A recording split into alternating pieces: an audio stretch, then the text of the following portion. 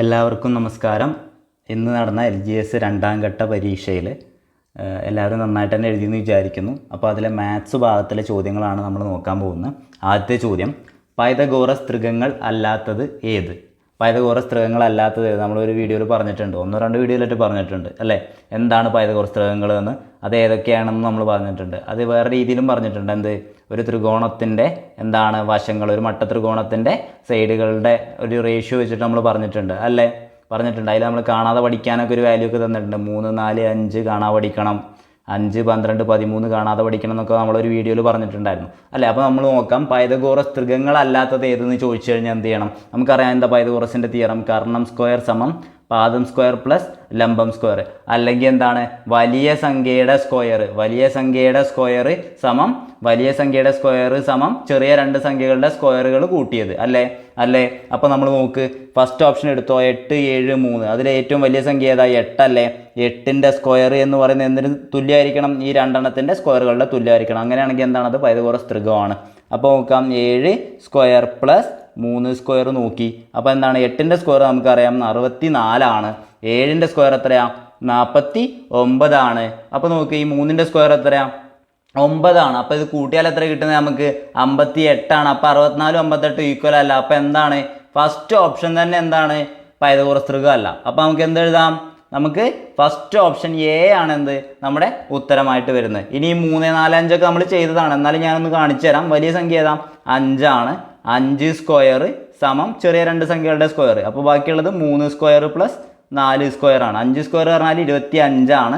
3ൻ്റെ square എന്ന് പറഞ്ഞാൽ 9 plus 4ൻ്റെ square എന്ന് പറഞ്ഞാൽ 16. അത് ചെയ്താൽ എത്ര കിട്ടുക? 25. മനസ്സിലായില്ലേ? അപ്പോൾ ഇങ്ങനെയാണ് എന്ത് പൈതഗോറസ് ത്രികങ്ങളെ നമ്മൾ കണ്ടുപിടിക്കുന്നത്. നമ്മൾ ഈ വാല്യൂസ് വരെ കാണാതെ പഠിക്കാൻ പറഞ്ഞിട്ടുണ്ടായിരുന്നു കേട്ടോ. പറ്റുകയാണെന്നുണ്ടെങ്കിൽ കാണാതെ പഠിക്കണം എന്ന് നമ്മൾ വീഡിയോയിൽ പറഞ്ഞിട്ടുണ്ടായിരുന്നു. അപ്പോൾ അടുത്ത ചോദ്യം നോക്കാം. അടുത്ത ചോദ്യം ബോർഡ് മാസിലുള്ളൊരു ചോദ്യമാണ്, ഞാൻ എടുത്ത് എഴുതുന്നുണ്ട്. 5 + 2 ഗുണിക്കണം 3 കുറയ്ക്കണം 1/2 ഗുണിക്കണം 6. നമുക്കറിയാം എന്ത്, ആദ്യം ഹരണമാണ് ചെയ്യേണ്ടത്. ഇപ്പോൾ തന്നിരിക്കുന്നതിൽ എന്താ ബ്രാക്കറ്റ് ഓഫ് ഒന്നുമില്ല. അപ്പോൾ ഹരണം ചെയ്യാവുന്നതിൻ്റെ ഒപ്പം തന്നെ എന്തുണ്ട്? ഒരു ഗുണനമുണ്ട്. അപ്പോൾ നമുക്ക് എന്ത് ചെയ്യാം? അവിടെ വെട്ടാലോ. ഇവിടെ വെട്ടിയപ്പോൾ നമുക്ക് എന്ത് കിട്ടി? 2നെ 6നെ 2 കൊണ്ട് വെട്ടി, നമുക്കിവിടെ 3 എന്ന് കിട്ടി. ഇനി ഇവിടെ എന്താണ്? 1/3 ആണ്. അതെത്രയാ? 3 തന്നെയാണല്ലോ. ഇവിടെ നോക്ക്, 2/3 ഉണ്ട്, അതിനി ചെയ്യണമല്ലോ. അതെത്രയാ? 6. അപ്പം ഇനി നോക്ക്, 5 കൂട്ടണം 6 കുറയ്ക്കണം എന്താണ്? 1/3 എത്ര? 3. എത്രയാപ്പോൾ വരിക? 5ഉം 6ഉം കൂട്ടിയാൽ എത്രയാ? 11. 11ൽ നിന്ന് 3 പോയാൽ 8. നമ്മുടെ ഉത്തരം എത്രയാ? ഓപ്ഷൻ ബി 8 ആണ്. ഓക്കെ ആണല്ലോ. അപ്പോൾ അടുത്ത ചോദ്യം നോക്കാം. അടുത്ത ചോദ്യം 0.5, 0.25, 0.35 എന്നീ സംഖ്യകളുടെ ലസാഗു എത്ര? നമ്മൾ ലസാഗു കാണാൻ പറഞ്ഞിട്ടുണ്ടായിരുന്നു, പക്ഷെ എന്ത് ചെയ്തിട്ടില്ല? പോയിന്റുകളുള്ള സംഖ്യകളുടെ ചെയ്തിട്ടില്ല. പക്ഷെ നമുക്ക് എന്ത് ചെയ്യാൻ അറിയാം? പോയിന്റിൽ തരികയാണെന്നുണ്ടെങ്കിൽ ഇപ്പോൾ 0.5, അതുപോലെ 0.25, അതുപോലെ എന്താണ് 0.35 എന്നീ സംഖ്യകളുടെ ലസാഗു കാണാൻ പറഞ്ഞാൽ നമ്മൾ എന്ത് ചെയ്യും? നമ്മൾ എല്ലാ സംഖ്യകളും ഒരേ മാതിരി ആക്കണം. ഇവിടെ 0.5, അവിടെ 0.25, അവിടെ 0.35. അപ്പോൾ നമ്മൾ എന്ത് ചെയ്യണം? എല്ലാത്തിനെയും നമുക്ക് ചെയ്യാൻ പറ്റുന്ന എന്താ? നമുക്ക് സാധാരണ സംഖ്യകളാണെങ്കിലേ ചെയ്യാം. അപ്പോൾ നമുക്ക് എന്ത് ചെയ്യാം? എല്ലാത്തിനെയും ഒരു 100 കൊണ്ട് ഗുണിച്ച് നോക്കാം. അപ്പോൾ 100 കൊണ്ട് ഗുണിച്ചാൽ 0.5നെ 100 കൊണ്ട് ഗുണിച്ചാൽ എത്ര കിട്ടുക? 50 അല്ലേ കിട്ടുക? 0.5നെ 100 കൊണ്ട് ഗുണിച്ചാൽ 0.25നെ 100 കൊണ്ട് ഗുണിച്ചാൽ 25 കിട്ടും. 0.35നെ 100 കൊണ്ട് ഗുണിച്ചാൽ 35 കിട്ടും. എന്തുകൊണ്ടാണ്? ഇവിടെ 2 സ്ഥാനം മാറ്റിയിട്ട്, അതുകൊണ്ടാണ് നമ്മൾ 100 കൊണ്ട് ഗുണിച്ച്, ആ 2 സ്ഥാനം അങ്ങ് പോകാൻ വേണ്ടിയിട്ടാണ് 100 കൊണ്ട് ഗുണിച്ച്. ഓക്കെ ആണല്ലോ.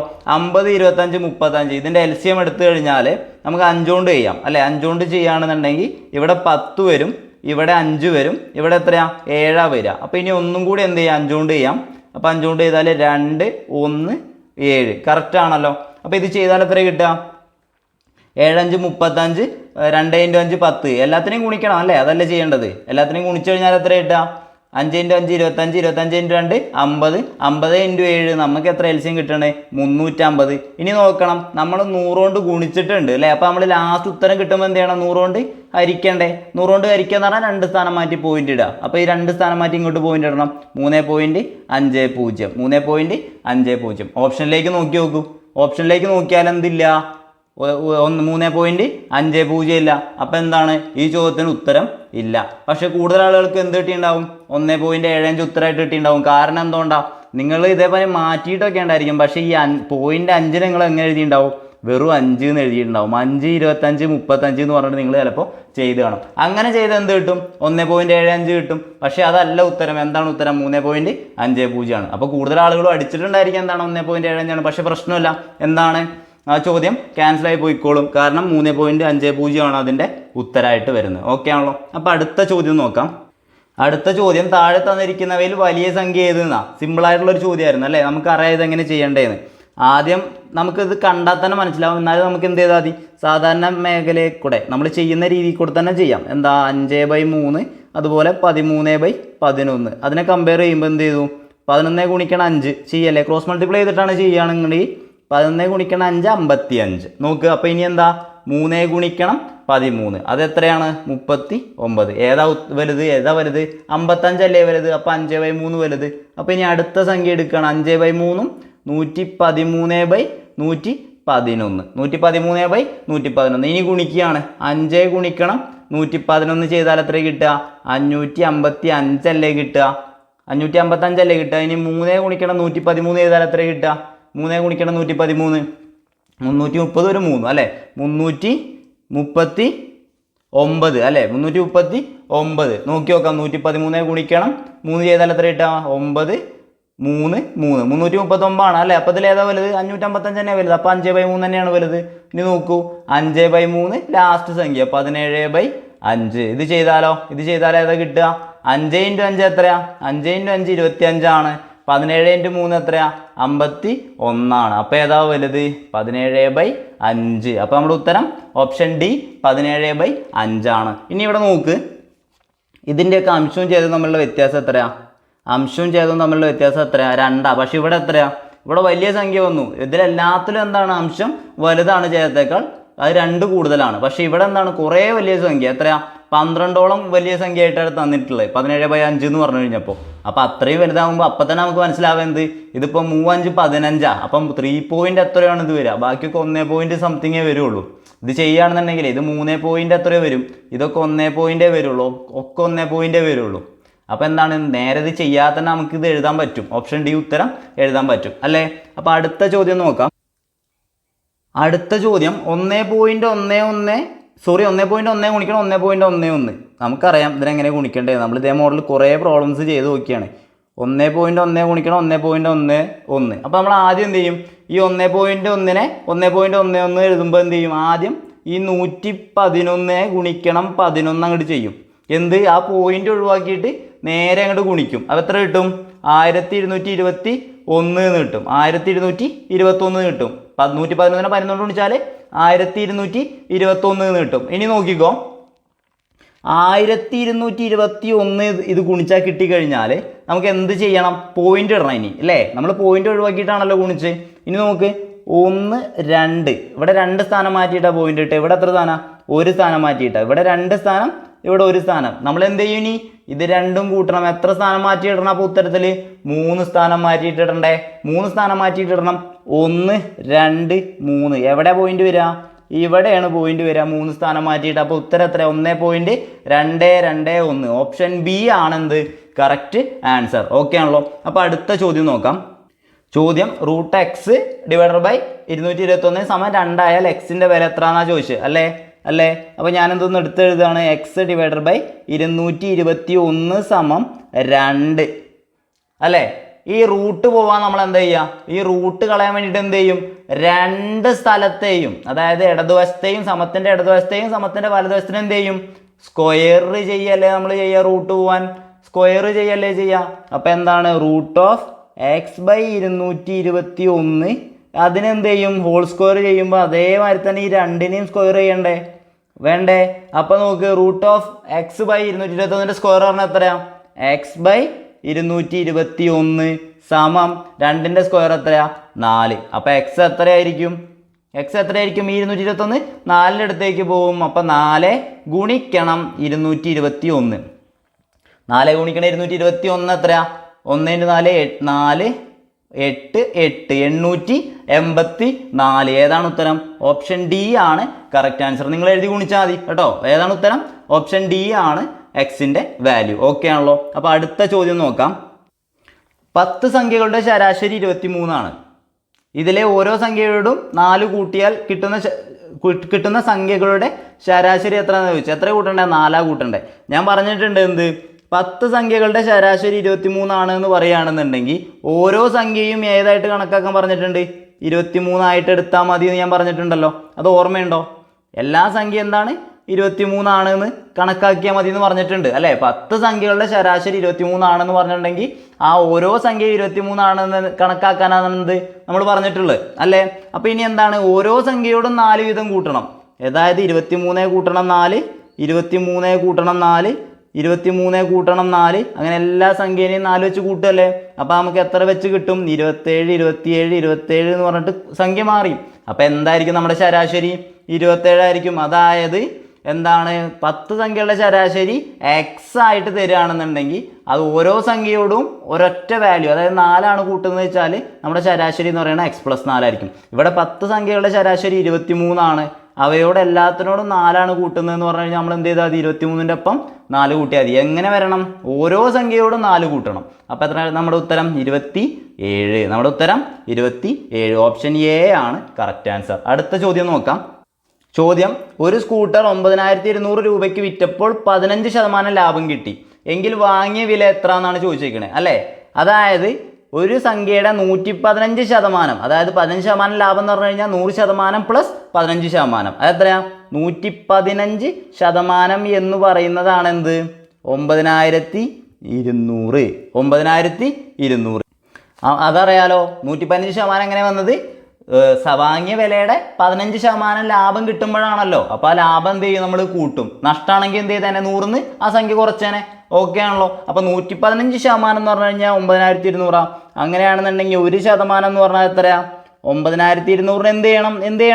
115 കൊണ്ട് ഹരിക്കണം. എത്രയാണ് കിട്ടുക? 9200 115 കൊണ്ട് ഹരിച്ചാൽ 115ഉം 920ഉം 8ആണ്. അപ്പോൾ എത്രയാണ്? 80 ആണ് എന്ത്? 1%. 1% 80 ആണെങ്കിൽ 100% എത്രയായിരിക്കും? എന്ത് ചെയ്താൽ മതി? 2 0 എക്സ്ട്രാ ഇട്ട് കൊടുത്താൽ മതി അല്ലേ. 100 കൊണ്ട് ഗുണിച്ചാൽ പോരെ. എത്രയാണ് നമ്മുടെ ഉത്തരം? 8000. ഏതാണ് നമ്മുടെ ഉത്തരം? 8000. ഇനിയിപ്പോൾ നിങ്ങൾക്ക് ഇത് ഓർമ്മ കിട്ടിയില്ല എങ്കിൽ കൂടി നിങ്ങൾക്ക് എന്ത് ചെയ്താൽ മതി? 8000ൻ്റെ 15% കാണുക. 15% കാണുക. അപ്പോൾ നമ്മൾ എന്ത് ചെയ്യും? ആദ്യം 8000ൻ്റെ 10% കാണും. എത്രയാ? 8000ൻ്റെ 10% എത്രയാ? 800. ഇനി എന്ത് ചെയ്യും? ഇനി ഒരു 5% കാണും. 800ൻ്റെ പകുതി എടുത്താൽ മതി 400. 1200 റുപ്യാണ് എന്ത്? 1200 റുപ്യാണ് എന്ത്? 8000ൻ്റെ 15% എന്ന് പറഞ്ഞാൽ അത് രണ്ടും കൂട്ടിയാൽ എത്രയാ? 8000ഉം 1200ഉം കൂട്ടിയാൽ എത്രയാ? 9200 ഓക്കെ ആണല്ലോ. അങ്ങനെ വേണമെന്നുണ്ടെങ്കിൽ ഓപ്ഷനിൽ നിന്ന് എടുത്ത് നമുക്ക് നോക്കാമായിരുന്നു. അപ്പോൾ അടുത്ത ചോദ്യം നോക്കാം. ഈ ചോദ്യത്തിൻ്റെ ഉത്തരം നമ്മുടെ വീഡിയോ കണ്ട ഒരാൾ പോലും തെറ്റിക്കില്ല എന്ന് എനിക്ക് 100% ഉറപ്പാണ്. കാരണം എന്താ? ഇതേ ചോദ്യം നമ്മൾ എന്ത് ചെയ്തിട്ടുണ്ട്? കാണാതെ പഠിക്കാൻ വരെ പറഞ്ഞിട്ടുണ്ട്. ഇതിൻ്റെ ഉത്തരം കമൻ്റ് ഇടാനും പറഞ്ഞിട്ടുണ്ടായിരുന്നു. കമൻ്റ് ഇട്ടവർക്ക് എന്തായിരിക്കും ഇതിൻ്റെ ഉത്തരം കിട്ടിയിട്ടുണ്ടായിരിക്കും. എത്ര ഉത്തരം? 48ആണ്. 60 കിലോമീറ്റർ എയിൽ നിന്ന് ബിയിലേക്കും 40 കിലോമീറ്റർ ബിയിൽ നിന്ന് എയിലേക്കും, അതായത് ഒരേ ദൂരം 60 കിലോമീറ്ററിൽ പോയി, പിന്നെ അടുത്ത ദൂരം 40 കിലോമീറ്ററിൽ പോയി. രണ്ടും സെയിം ദൂരങ്ങളാണെങ്കിൽ അതിൻ്റെ ആവറേജ് സ്പീഡ് കാണണം. ഞാൻ 2 വാല്യൂ കാണാൻ പഠിക്കാൻ പറഞ്ഞിട്ടുണ്ടായിരുന്നു. ഏതൊക്കെ? 20ഉം 30ഉം ആണെന്നുണ്ടെങ്കിൽ എന്ത്? 24 ആണെന്ന് കാണാതെ പഠിച്ചോ എന്ന് പറഞ്ഞിട്ടുണ്ട്. അതേമാതിരി 40ഉം 60ഉം ആണ് വാല്യൂസ് എങ്കിൽ 48 ആണെന്ന് കാണാൻ പഠിക്കണം എന്ന് പറഞ്ഞിട്ടുണ്ടായിരുന്നു. പഠിച്ചിട്ടുണ്ടെങ്കിൽ എന്താണ്? സിമ്പിളായിട്ട് ഇത് അടിച്ചാനേ അല്ലേ. അപ്പോൾ നമുക്ക് ഇത് എങ്ങനെ ചെയ്യാം? ആവറേജ് സ്പീഡ് കാണാൻ ആവറേജ് വേഗത, ശരാശരി വേഗത എത്രയാണ്? ഇക്വേഷൻ ഉണ്ട് അല്ലേ. എന്തായിരുന്നു equation? 2xy divided by x plus y, അല്ലെങ്കിൽ 2ab divide by a plus B. എന്തെഴുതായാലും കുഴപ്പമില്ല അല്ലേ. ഇവിടെ എക്സ് എത്രയാ? 60 ആണ്. വൈ എത്രയാ? 40 ആണ്. y 40 ആണ്. നോക്ക്, 2 ഗുണിക്കണം എക്സ് എത്രയാ? 60 ആണ്, ഗുണിക്കണം y എത്രയാ? 40 ആണ്, divided by x plus y. 60 കൂട്ടണം 40. ഇനി എഴുതാലോ 2 ഗുണിക്കണം 60 ഗുണിക്കണം 40 ഡിവൈഡഡ് ബൈ 60 പ്ലസ് 40 എത്രയാ? 100. ഈ 0 പോയി, ഈ 0 പോയി. എത്ര ഉത്തരം? 24 × 2 48 km/h. ഏതാ ഉത്തരം? ഓപ്ഷൻ ബി ആണ് കറക്റ്റ് ആൻസർ. ഇത് പോലും ചെയ്യണ്ട, കാണാതെ പഠിക്കാൻ പറഞ്ഞ ഉത്തരമാണ് അല്ലേ. ഓക്കെ, അടുത്ത ചോദ്യം നോക്കാം. ചോദ്യം 2, 11, 32. ഇതേ മോഡൽ വരും. ഇതേ മോഡലൊക്കെ ഒന്നും പഠിച്ചു വെച്ചോണ്ടെന്ന് പറഞ്ഞിട്ടുണ്ട്. ക്യൂബിൻ്റെ ഒക്കെ ഒരു കളി പഠിച്ചു വെച്ചോ എന്ന് പറഞ്ഞിട്ടുണ്ടായിരുന്നു. ഓർമ്മയുണ്ടോ? എന്നാലും കുറച്ച് ടഫാണ്. പക്ഷേ എന്താണ്, പ്രോബ്ലംസ് ചെയ്ത് ശീലമുള്ള ആളുകൾക്ക് ഇത് കിട്ടേണ്ടതാണ്. എന്നാലും നോക്കാം. എന്താണിത്? 1 ക്യൂബ് പ്ലസ് 1 ആണ് എന്ത്? 2. 2 ക്യൂബ് പ്ലസ് എത്രയാ? 3 ആണ് എന്ത്? 11. 2 ക്യൂബ് പറഞ്ഞാൽ 8. 8 3 11. ഇനി അടുത്ത് നോക്ക് 3³ പ്ലസ് ഇനി എത്രയായിരിക്കും 5 എന്ത് 3³ പറഞ്ഞാൽ 27, 27 5 32. ഓക്കെ ആണല്ലോ. അപ്പം ഇനി 4³ പ്ലസ് എത്ര വരേണ്ടത് 7 വരേണ്ടത്. 4ന്റെ ക്യൂബ് എന്ന് പറഞ്ഞാൽ എത്രയാ 64 പ്ലസ് 7 എത്രയാണ് ഉത്തരം 71. ഏതാ ഉത്തരം ഓപ്ഷൻ എ 71. ഇത് ഇച്ചിരി ടഫാണ്, സിമ്പിളാണെന്നൊന്നും പറയുന്നില്ല.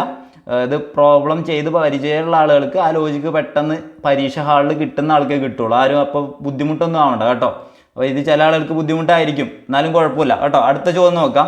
ഇത് ഏകദേശം ഒരു 50-60% മേലെ ആളുകൾക്ക് ഇത് ബുദ്ധിമുട്ടായിരിക്കും, എന്തായാലും പേടിക്കേണ്ട. അപ്പോൾ എന്താ വെച്ചാൽ ആ മനസ്സ് ആ സമയത്തുള്ള മനസ്സിനനുസരിച്ചായിരിക്കും ഇതിൻ്റെ ഉത്തരമൊക്കെ കിട്ടാനുള്ള സാധ്യത.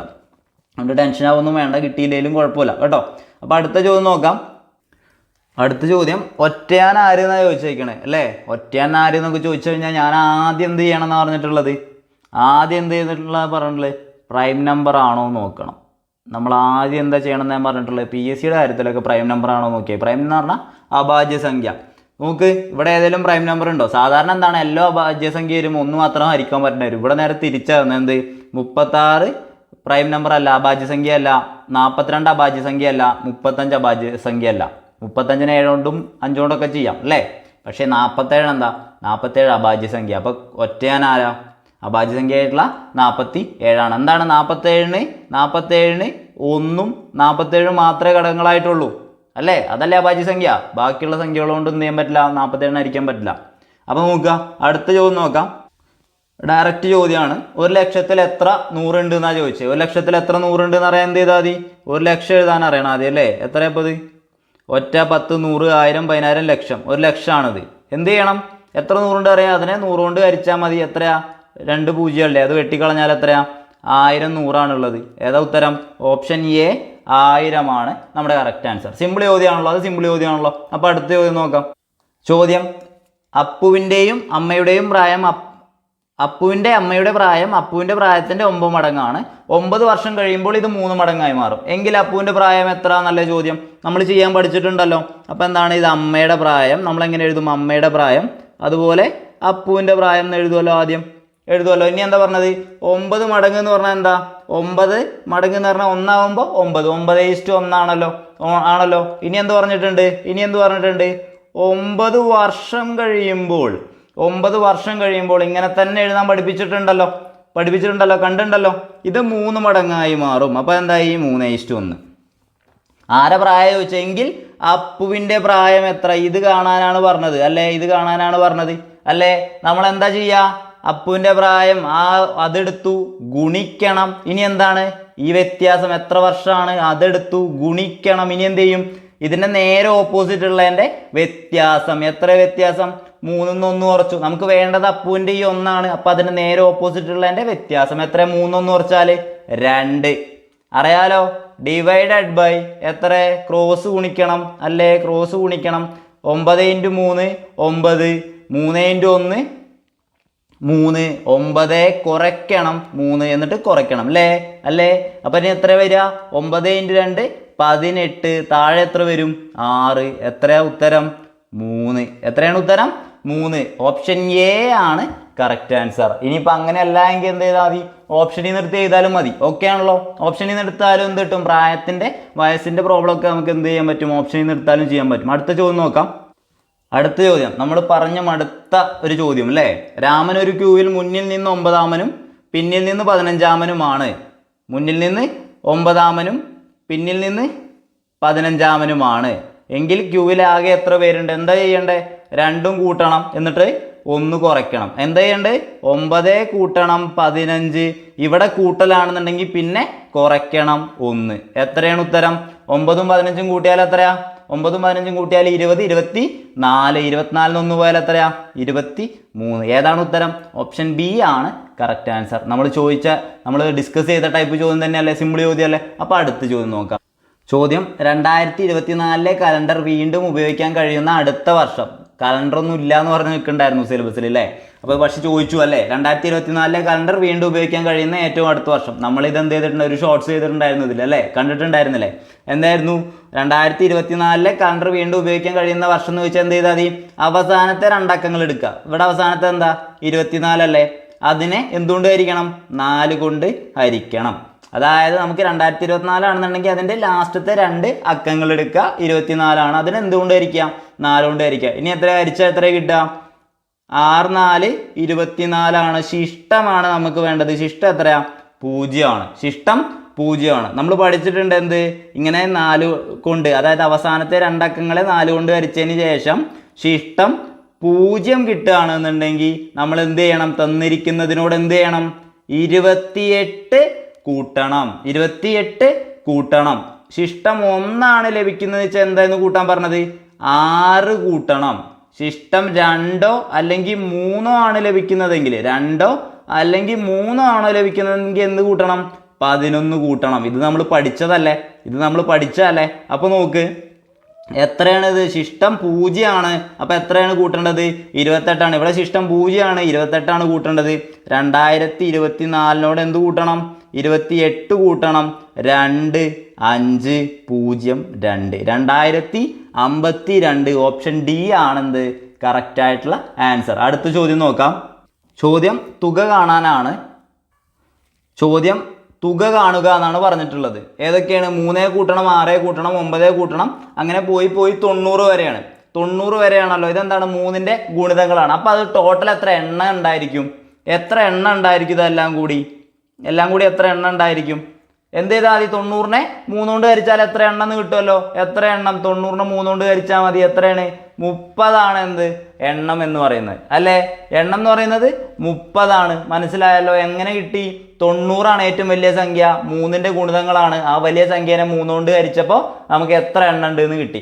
ഇനി നോക്ക്, ആദ്യത്തെ പദം തന്നിട്ടുണ്ട്, അവസാനത്തെ പദം തന്നിട്ടുണ്ട്. ഇതെന്താണ്? ഒരു സമാന്തര ശ്രേണിയാണ്. ഇതൊരു സമാന്തര ശ്രേണിയാണ്.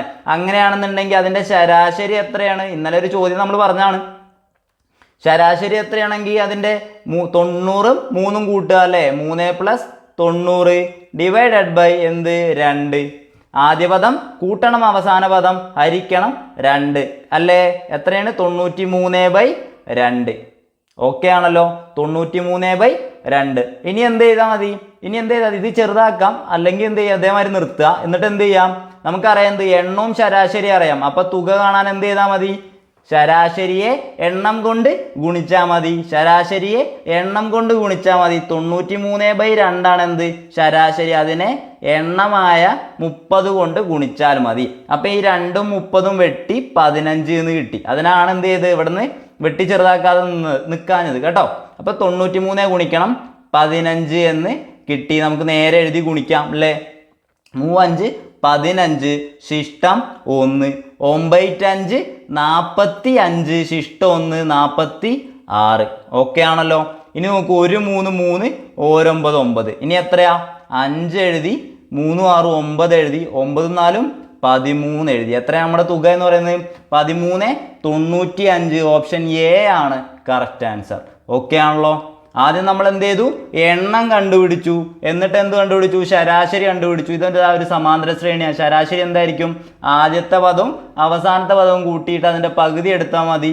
അത് എത്രയാണ്? 93/2. അത് നമ്മൾ അവിടെ തന്നെ നിർത്തി. എന്നിട്ട് എന്ത് ചെയ്തു? തുക കാണാൻ നമുക്ക് എന്താ അറിയാം? ശരാശരിയെ എണ്ണം കൊണ്ട് ഗുണിച്ചാൽ മതി. നേരെ ശരാശരിയായ 93/2നെ 30 കൊണ്ട് ഗുണിച്ചു. നമുക്ക് എത്ര കിട്ടി? 1395. ഓപ്ഷൻ എ ആണ് കറക്റ്റ് ആൻസർ. അടുത്ത ചോദ്യം നോക്കാം. ചോദ്യം: എ ബിയുടെ അച്ഛനാണ്, സി ഡിയുടെ സഹോദരനാണ്, ഇ സിയുടെ അമ്മയാണ്, ബിയും ഡിയും സഹോദരന്മാരാണ് എങ്കിൽ ഇക്ക് എയുമായുള്ള ബന്ധം എന്ത്? സിമ്പിൾ ചോദ്യമായിരുന്നു അല്ലേ? ഇങ്ങനെയാണ്: എ ബിയുടെ അച്ഛനാണ്, അപ്പോൾ എ ആണ് എന്ത്? അച്ഛൻ. ഇനി നോക്ക്, എന്താ പറഞ്ഞത്? സി ഡിയുടെ സഹോദരനാണ്. ഇവരായിട്ട് ബന്ധമില്ലാത്തതുകൊണ്ട് അതൊന്നും എഴുതണ്ട കേട്ടോ. സി ഡിയുടെ സഹോദരനാണ്, ഈ സിയുടെ അമ്മയാണ്. അപ്പോൾ നമുക്ക് ആ രണ്ടും ഇപ്പം എഴുതണ്ട. ഇനി നോക്കാം എന്ത്? ബിയും ഡിയും സഹോദരന്മാരാണ്. അപ്പോൾ നമുക്ക് അത് എഴുതാം. ബിയും ഡിയും സഹോദരന്മാരാണ്. ഓക്കെ. ഇനി അടുത്തത് എന്താണ്? അപ്പോൾ ഡി കിട്ടി. അപ്പോൾ ഡി ആയിട്ട് ബന്ധമുള്ള ഇത് നോക്ക്, സി ഡിയുടെ സഹോദരനാണ്.